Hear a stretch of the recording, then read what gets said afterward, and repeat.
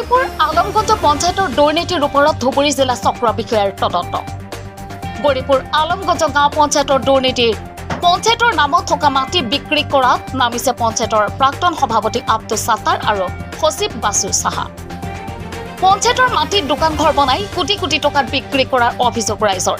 দুৰ্নীতিৰ বিৰুদ্ধে মাত মাতিলে প্ৰাণে ভাবুকি আব্দুছ সাত্তাৰে। লগতে আলমগঞ্জ বজাৰৰ ওচৰতে থকা চৰকাৰী মাটি ডোখৰো বিক্ৰী কৰাৰ লগতে সন্দীপ মিয়া নামৰ ব্যক্তিগৰাকীয়ে বাউণ্ডাৰী ৱালো বলপূৰ্বকভাৱে ভাঙি দিয়াৰ অভিযোগ উত্থাপন হৈছে। ৰাইজে এতিয়া তদন্ত বিচাৰিছে। ধুবুৰী জিলা প্ৰশাসনক ধন্যবাদ জনাইছোঁ যে আলমগঞ্জৰ যিটো ঘটনা, যিটো অভিযোগ, এই অভিযোগ বা আমাৰ অভিযোগৰ ওপৰত নিৰ্ভৰ কৰি যি জিলা প্ৰশাসনে ইতিমধ্যে তদন্তৰ নিৰ্দেশ দিছিল গৌৰীপুৰ চক্ৰ বিষয়াক, আৰু এই চক্ৰ বিষয়াগৰাকীয়ে আজি সৰজমিন তদন্ত কৰি ইতিমধ্যে যি প্ৰতিবেদন, এই প্ৰতিবেদন তৈয়াৰ কৰি আছে। আৰু 2 দিনৰ ভিতৰতে আমাৰ যি ধুবুৰী জিলাৰ আয়ুক্ত মহোদয় আছে, আয়ুক্ত মহোদয়ক নিশ্চয়কৈ এই তদন্তৰ প্ৰতিবেদন দাখিল কৰিব।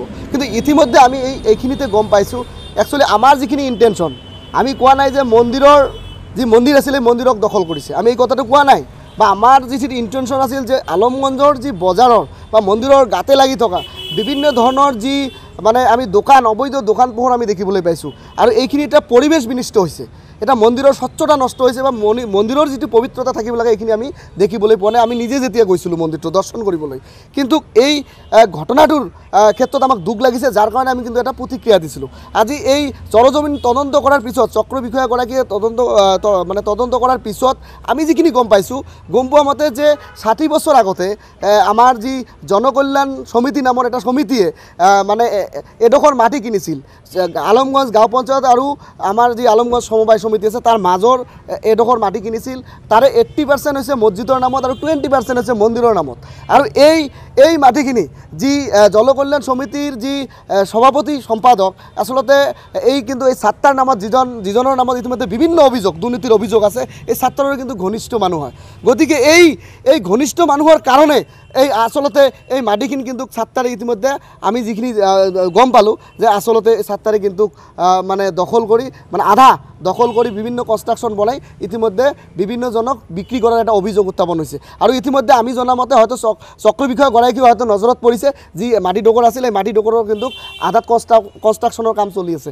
গতিকে ইতিমধ্যে এই জনকল্যাণ সমিতি হওক বা আমাৰ যিবিলাক ইতিমধ্যে অবৈধভাৱে আলমগঞ্জ বজাৰত দোকান পোহৰ আছে, তেওঁলোকৰ মালিকক কোনে খাই আছে, কোনে দোকানটো কৰি আছে, কোনে কাক মানে হেৰি দি মানে আপোনাৰ ভাড়া দি আছে, চবকে কিন্তু ইতিমধ্যে তলব কৰিছে। তেওঁলোকে নিশ্চয়কৈ চক্ৰ বিষয়াৰ ওচৰত আহি নিশ্চয় দাখিল কৰিব লাগে। আৰু ইয়াৰে এটা প্ৰতিবেদন কিন্তু আমাৰ ধুবুৰী জিলাৰ আয়ুক্ত মহোদয়ক কিন্তু দাখিল কৰিব।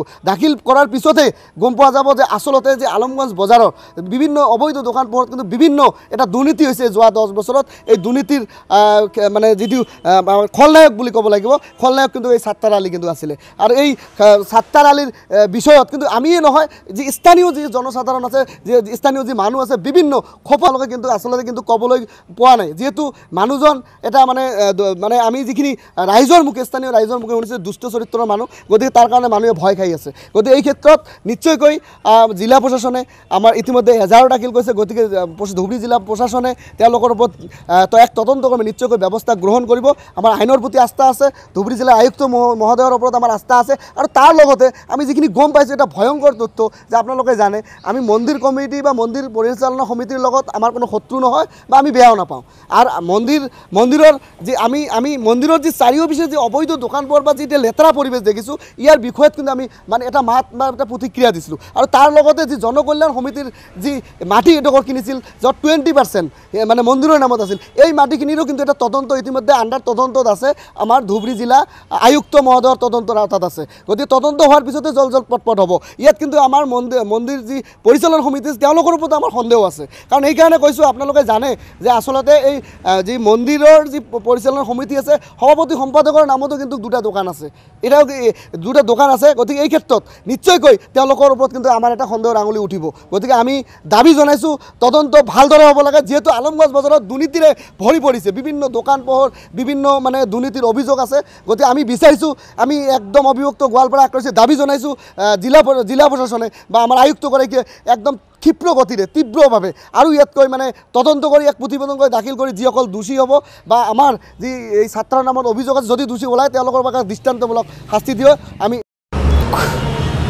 কেইদিনমান আগতে আমি আলমগঞ্জ পঞ্চায়তৰ দুৰ্নীতি ৰাইজৰ অভিযোগ মতে কিন্তু পোহৰলৈ আনিছিলোঁ আৰু তাৰ লগতে জিলা আয়ুক্ত মহোদয়ে কিন্তু অৱগত কৰিছিলোঁ যে আলমগঞ্জ পঞ্চায়তত খালী ঠাইবিলাকত যি অবৈধভাৱে দোকান পোহৰ নিৰ্মাণ কৰি অখিলঞ্জীয়া মানুহৰ হাতত গতাই দিয়া হৈছে, লাখে লাখে টকা আহৰণ কৰি অখিলঞ্জীয়া মানুহৰ হাতত সত্তাৰ আলী প্ৰাক্তন সভাপতি আৰু প্ৰাক্তন সভানেত্ৰী সালেমা বিবিয়ে যি কাণ্ড কৰিছিলে এই কাণ্ডৰ ওপৰত কিন্তু আমি তদন্ত বিচাৰিছিলোঁ।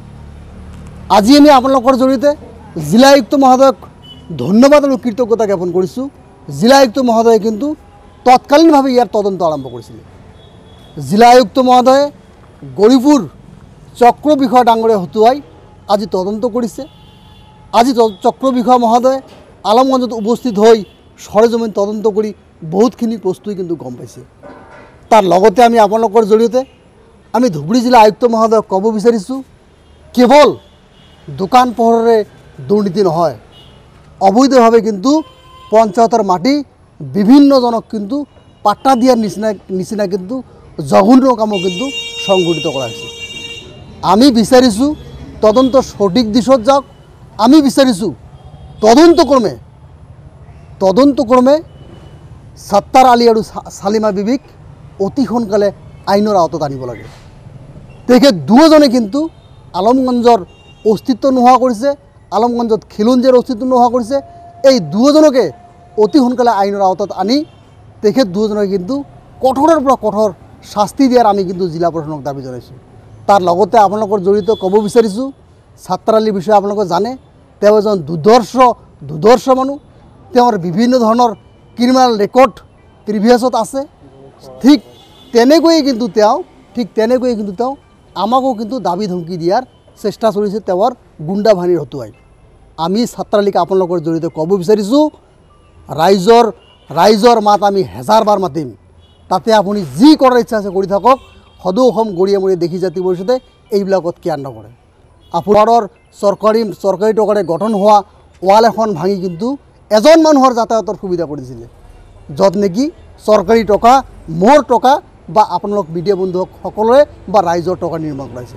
ইয়াৰ ওপৰতে কিন্তু জিলা আয়ুক্ত মহোদয়ে তদন্ত কৰিব লাগিব। তদন্ত কৰি সত্তাৰ আলী আৰু সালমা বিবিক কঠোৰৰ পৰা কঠোৰ শাস্তি বা দৃষ্টান্তমূলক শাস্তি দিয়াৰ ব্যৱস্থা কৰিব লাগে, যাতে ধুবুৰী জিলাত কোনো এটা পঞ্চায়তে যাতে এনেকুৱা দুষ্কৰ্ম কৰাৰ কোনো যাতে সাহস নাপায়। ধুবুৰীৰ পৰা আছিকুলৰ ৰহমানৰ ৰিপৰ্ট, ডেইলি 24।